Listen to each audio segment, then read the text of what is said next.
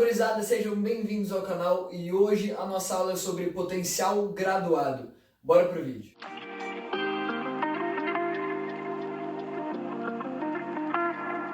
Então, gurizada, para a gente começar o nosso vídeo, eu vou começar com o conceito de potencial graduado, mas antes, para que você entenda isso daqui, você precisa saber o que é potencial de membrana. Se você ainda não viu o vídeo passado, vai lá e assiste para você ficar dentro do assunto, beleza? Vou escrever aqui no cantinho o que é o potencial graduado, mas é basicamente o seguinte: você já sabe que a nossa membrana plasmática ela tem uma voltagem, tá? Que a gente chama de potencial de repouso da membrana. Isso quando ela não está recebendo nenhum estímulo. A ideia, quando a célula recebe determinado estímulo, especialmente quando a gente fala daquelas células eletricamente excitáveis, como os neurônios, né? A gente tem alguns desenhados aqui, é justamente que a gente ative a célula para que ela transmita informações para as células vizinhas. Tá? E isso só acontece através de determinados estímulos.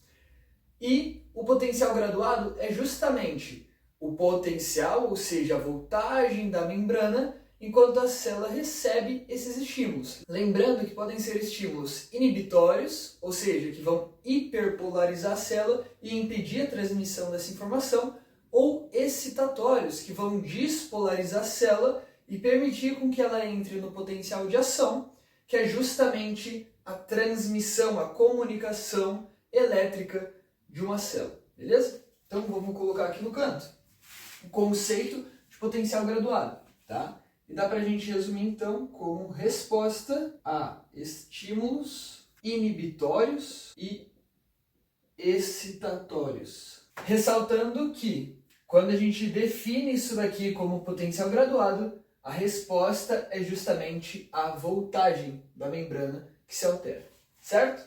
Então beleza, vamos para os nossos exemplos aqui, tá? Eu fiz esse gráfico, agora a gente vai completar ele aqui, beleza? Esses 3 pontos delimitados são voltagens da membrana, tá? Voltagens pré-definidas, tá? De acordo com o valor médio das células, lembrando que a voltagem das células ela pode variar, ok? Então, esse primeiro ponto aqui seria justamente o PRM, potencial de repouso da membrana, que você já sabe que o valor médio dele é de menos 70 milivolts, beleza? Então aqui do ladinho eu vou colocar PRM, potencial de repouso da membrana. Qual que é a ideia do potencial graduado? É com que essa célula atinja o potencial de ação, que é justamente transmitir informação de uma célula para outra através de sinalização elétrica, tá? Através de voltagem da membrana. Isso só ocorre quando a voltagem da membrana ela atinge um limite que permite o potencial de ação. Esse limite a gente chama de limiar da membrana, beleza? E o valor médio dele, lembrando que varia de célula a célula, é de menos 55 milivolts, ok? Então a gente tem potencial de repouso e o limiar, tá? Aqui eu vou colocar um valor máximo, tá? De mais 30 milivolts, mas ele vai ser mais importante pra gente quando a gente falar no próximo vídeo sobre potencial de ação. Eu não vou dar tanta ênfase nele agora, certo? Então vamos fazer o seguinte: o que você tem que entender? O que controla o potencial graduado? Você tem que entender 2 conceitos. Um a gente chama de PIPs e o outro a gente chama de PEPs, tá? Eu vou escrever isso daqui depois, mas você tem que entender o seguinte: PEPs é potencial excitatório pós-sináptico, tá? Especialmente, justamente quando a gente fala de neurônios. Então, os neurônios, que são as células que eu vou utilizar como exemplo nesse vídeo, vamos utilizar esse exemplo aqui então. A gente tem um neurônio pré-sináptico e um neurônio pós-sináptico. O que é a sinapse? É justamente esse espaço após o terminal axonal de um neurônio e os dendritos, né, os receptores, o corpo celular do neurônio seguinte. Então aqui a gente tem a sinapse, por isso que esse é o pré-sináptico e esse é o pós-sináptico. Então quando a gente fala de PEPs, é potencial excitatório pós-sináptico, PIPs, potencial inibitório pós-sináptico. E você já pode entender, com base na descrição que eu falei no início do vídeo, que um potencial excitatório é aquele que tende a facilitar a transmissão de informação entre uma célula e outra. E um potencial inibitório é aquele que dificulta essa transmissão de informação. Então, vamos exemplificar isso daqui no gráfico, tá? Tudo que for inibitório eu vou fazer de vermelho, tudo que for excitatório eu vou fazer de verde, e o que for neutro, digamos assim, eu vou fazer de azul, tá? Quando a célula está no seu potencial de repouso normal, esse daqui é o estímulo dela. Não tem estímulo, certo? Ela está em repouso. Digamos que ela receba um PIPS, né? Ela receba um potencial inibitório. E o que é esse potencial que eu fico falando? É um estímulo, tá? Você tem que entender o seguinte: o que dificulta uma célula para transmitir a sua informação, que pode ser uma molécula, por exemplo, afasta ela do limiar, certo? Ou seja, ela vai ficando cada vez mais negativa. Mas como que uma célula fica mais negativa? Perdendo cátions ou ganhando ânions, tá? Eu vou até colocar aqui. Então, PIPS. Aí a gente pode fazer duas divisões aqui. Ganha ânions, que eu vou colocar como negativo, ou perde cátions, que eu vou colocar como positivo.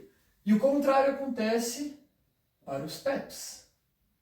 Então, o PEPs, ele ganha cátions, porque a gente está se aproximando do limiar, a célula está ficando cada vez mais positiva, está ganhando cátions, certo?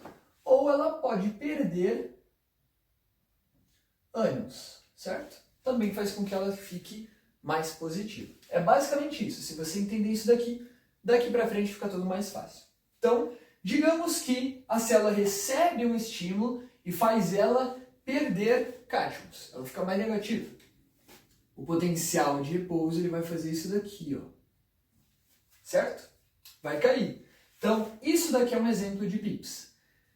E aí, digamos que ele receba um PEPS, né? Aí a gente aumenta esse potencial. Ele sobe um pouquinho para cá, ele passa do potencial de repouso da membrana. Beleza. Mas você tem que entender assim, que a luta entre PIPS e PEPs, ela é concomitante e ela não para, tá? Ela ocorre a todo momento. Então, ao passo que uma célula está recebendo potencial inibitório, ela está recebendo excitatório. O que vai determinar que ela passe ou atinja o limiar e deflagre um potencial de ação é justamente a intensidade do PIPS ou do PEPS, certo?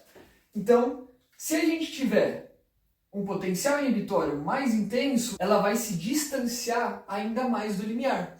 Mas, se a gente tiver um potencial excitatório bastante intenso, ele consegue atingir o limiar. E a partir disso, a gente tem um potencial de ação. Beleza? O potencial de ação, então isso daqui que ocorre, eu vou explicar em outro vídeo, não vou adentrar. Eu quero que você entenda justamente essa relação dos PIPs e dos PEPs. Então, potenciais excitatórios e potenciais inibitórios. Se você entender isso daqui, eu já fico satisfeito e feliz com o vídeo. Vamos usar um exemplo prático, então, para você entender o que está acontecendo aqui na célula. Eu falei que um potencial inibitório, ele faz com que a célula ganhe ânions ou perca cátions, beleza? Então aqui a gente tem um neurônio inibitório. Vamos dizer que esse neurônio, ele libera o neurotransmissor GABA, beleza? Ele está liberando o neurotransmissor GABA, que é o ácido gama-aminobutírico. Não vou escrever isso daqui, tá? Mas entenda que assim, o GABA, ele é um dos principais neurotransmissores inibitórios, tá? E um dos receptores mais famosos do GABA é o receptor GABA-A. E o GABA-A, ele é um canal de cloreto. Agora você já está entendendo o que acontece. O neurônio inibitório, ele vai liberar um neurotransmissor inibitório. Ou seja, o GABA, nesse momento, ele está atuando como um PIPS, como um potencial inibitório pós-sináptico. Aqui a gente tem o nosso neurônio pré-sináptico, aqui o nosso neurônio pós-sináptico que está recebendo o GABA, que é um potencial inibitório. Quando o GABA ativa o seu receptor, que é um canal iônico para cloreto, o que acontece? Entra cloreto na célula. E o cloreto ele é o quê? Um ânion, né? Carguinha negativa ali. Quando isso acontece, o potencial de membrana ele cai. E aí a gente se distancia do nosso limiar, hiperpolarizando a célula. Esse daqui é um exemplo claro de um PIPS atuando. Agora vamos fazer o contrário. Vamos delimitar aqui, fingir que é uma célula diferente, ou às vezes pode até ser a mesma, tá? Mas agora a gente vai falar de um potencial excitatório, tá? Vamos dizer que esse neurônio aqui, então, é um neurônio excitatório. Vamos fazer um exemplo desse neurônio liberando neurotransmissor glutamato. Vou deixar ele cortado ali, tá? Porque não coube. Mas entenda, o glutamato também é um neurotransmissor bastante conhecido por ser excitatório, tá? Por que ele é excitatório? Ele tem diversos receptores, um deles, bastante conhecido, receptor AMPA. Esse receptor, ele é um canal de sódio, beleza? E o sódio, ele é o quê? Ele é um cátion. E você já entendeu que um potencial excitatório pode ser quando uma célula recebe cátion, ela está ficando mais positiva. Então é isso que acontece. Quando o neurônio excitatório libera um potencial excitatório, que no caso seria o glutamato, e o glutamato ativa o seu receptor, a gente tem a entrada de sódio dentro da célula. Então a gente enche essa célula de sódio. E aí, como o sódio ele é um cátion, a gente aumenta o nosso potencial de membrana, aproximando a célula do seu limiar e permitindo com que ela atinja o limite para fazer um potencial de ação. E agora a gente vai para o último conceito da aula, onde eu vou falar desse monte de neurônios desenhados aqui. Aqui você observa que desse lado a gente tem um neurônio pré-sináptico e um pós-sináptico. E aqui a gente tem 2 pré-sinápticos e um pós-sináptico. O que eu quero representar com isso? O potencial graduado, ele pode ser classificado como, vou escrever aqui no cantinho, em azul, tá? Sublimiar ou supralimiar. O que eu quero dizer com isso? Quando um estímulo sobre determinada célula, ele é sublimiar, ele faz exatamente isso daqui, ó. Ele não atinge o limiar da membrana. Mas quando ele é supralimiar, ele ultrapassa o limiar de membrana e permite o potencial de ação. E como que eu atinjo um potencial supralimiar, que é o nosso objetivo? Pode ser dessas 2 formas, tá? Esses 2 fenômenos a gente vai chamar de somação. É um nome que aparentemente é esquisito, beleza? Mas a somação, ela pode ser de 2 formas. Essa forma aqui, representada aqui, certo? Que a gente chama de somação temporal. E essa daqui a gente chama de somação espacial. Um potencial excitatório, de forma que ele seja supralimiar, ele pode ocorrer de 2 formas. Ele pode ocorrer com base na sua intensidade, certo? Ou com base na quantidade de potenciais sublimiares que, somados, vão permitir com que o estímulo chegue ao limiar de membrana. E a somação, ela pode ser dessas 2 formas. A temporal, como que ela funciona? É um neurônio estimulando outro neurônio, beleza? Mas o que tem de importante nisso? É que para um neurônio apenas estimular o outro, ou ele libera um potencial extremamente intenso, ou ele fica cutucando o neurônio seguinte até chegar no limiar. E esse cutucar que eu quero dizer é ficar liberando repetidamente potenciais excitatórios, certo? Então é um neurônio que tem que ficar liberando um monte de estímulo. e temporal, porque isso daqui leva mais tempo, beleza?